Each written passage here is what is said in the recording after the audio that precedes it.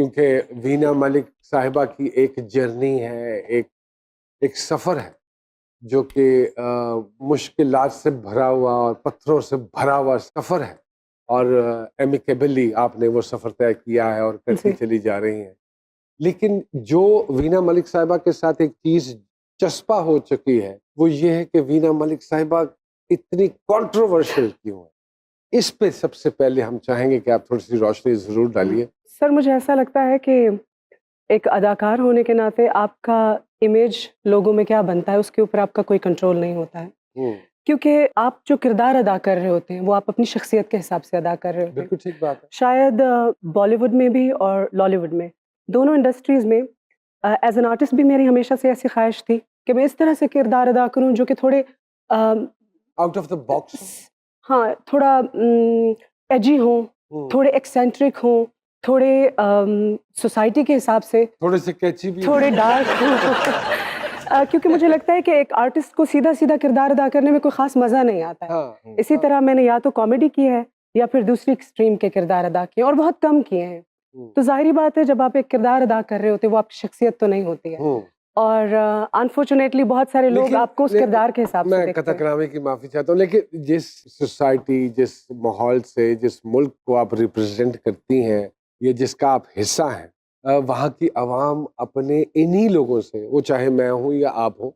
उनसे वो चीज़ें एक्सपेक्ट नहीं कर रहे होते ना। हम जितने मर्जी ये बात कहते रहें और ये यकीन दिलाते रहें कि हम आर्टिस्ट हैं और हमें मुख्तलिफ रूप धारने पड़ते हैं, बट समहाउ द अदर वो एक्सेप्टेबल नहीं होता हमारी सोसाइटी में, हमारे लोगों में, और फिर वही लोग हम पे तनकीद करते हैं। बिल्कुल सर, और आप बिल्कुल सही कह रहे हैं। शायद यही वजह हुई होगी कि तो क्या वो जो आपने इमेज वाली बात की कि आपके अपने इख्तियार में होता है, नहीं होता, तो मेरे ख्याल में तो वो आपके अपने इख्तियार में होता है कि आप अपने लोगों में कैसे सुरखरू होते हैं और कैसे सुरखरू नहीं होते।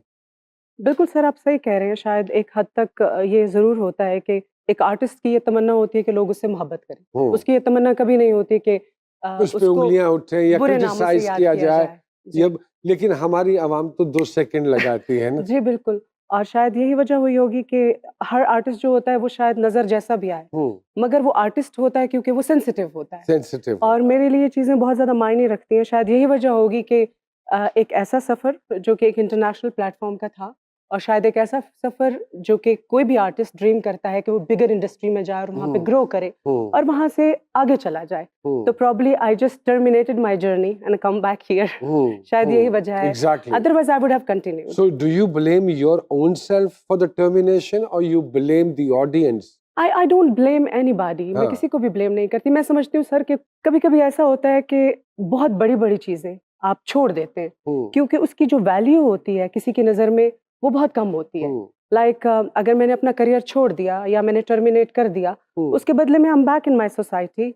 मेरे वालिद साहब जो हैं he is more than happy with me. तो मुझे लगता है कि करियर, दौलत, ये सब चीज़ें रिश्ते की वैल्यू से बड़ी नहीं होती हैं।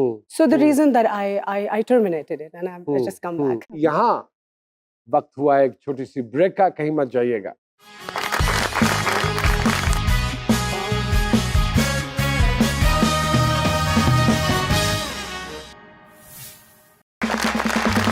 एक मरतबा फिर से खुशामदीद कहते हैं जी सरकार में।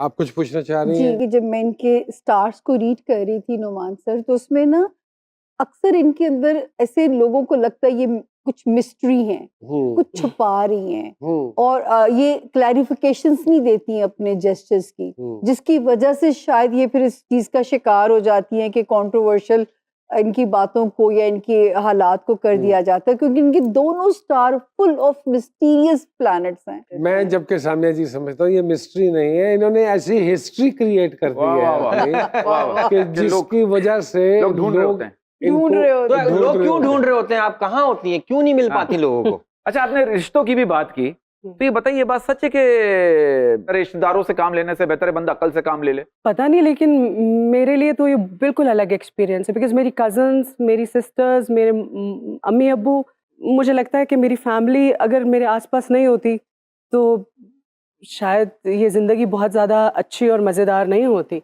मेरी फैमिली बहुत अमेजिंग है, बहुत अच्छी है। अच्छा, बहुत अच्छी है। जी हाँ। तो सबको लेके आती ना, ज्यादा मजा हाँ। आता। आप लोगों ने इनवाइट ही नहीं किया। अच्छा, ये आपकी फुफ्फो का दावत वलीमा नहीं है, ये प्रोग्राम है। वीना जी एक बात जी, बताइए, जी, मेरा जी। ये सवाल ऐसा है जिस पर पूरा शो डिपेंड करता है। अच्छा। क्या आप पहली नजर की मोहब्बत पे यकीन रखती हैं या मैं दोबारा ग्लासेस पहन के उतारूं?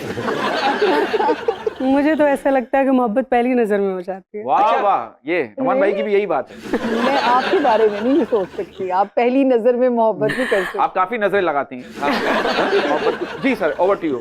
मैं कुछ बातें, नहीं सर, आप कर लें, आप कर लें। एक इंटरनेशनल प्लेटफॉर्म पे आपने बहुत काम किया है और हमसाया मुल्क की अगर हम बात करें तो बिग बॉस एक बहुत बड़ा उनका एक प्रोजेक्ट है जिसपे हर साल बेइंतहा फॉलोइंग होती है। उस सारी इन्वायरमेंट से क्या सीखा वीना जी आपने? क्या वो टफ था?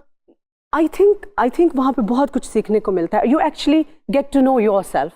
देखें, आपको कोई हेल्प वहाँ पे नहीं होती है, आपकी बहुत सारी इमोशनल ऐसी चीज़ें होती हैं जो आप लोगों से नहीं डिस्कस कर सकते हैं। मुझे लगता है कि उस शो पे, अच्छा शो के बाद भी मेरे कंटेस्टेंट से बात हुई थी, लाइक हमने यही डिस्कशन की थी जब शो के बाद हम actually had a get together Salman ji के घर पे, और वहाँ पे सब सलमान लोग, जी, आपने उस वक्त बड़ा मशहूर हुआ था। सलमान आप जी। यकीन करें, रिस्क है, पहला और आखिरी बिग बॉस मैंने देखा, उसके बाद कोई बिग बॉस नहीं देखा, सही बता रहा हूँ। तो बेसिकली इसीलिए डॉक्टर आमिर लियाकत साहब पाकिस्तान में शुरू करने लगे, वो देख लेना। सर वो तो उनको तो वैसे, वो तो पूरे ही बिग बॉस हैं। हमारे सलमान जीते हुई और उसके बाद हमने यहाँ शुरू किया, वीना जी, नौमान जी, सामिया जी। हाँ। जी, तो बेसिकली हमने यही डिस्कस किया था कि मुझे लगता हम सब का यही विजन था कि शायद इस जर्नी में या इस घर में लोग अपने आप को बहुत ज्यादा डिस्कवर करते हैं बाहर की दुनिया से ज्यादा। It has been a beautiful experience. हमने बड़ा enjoy किया, बहुत अच्छा शो था। Great.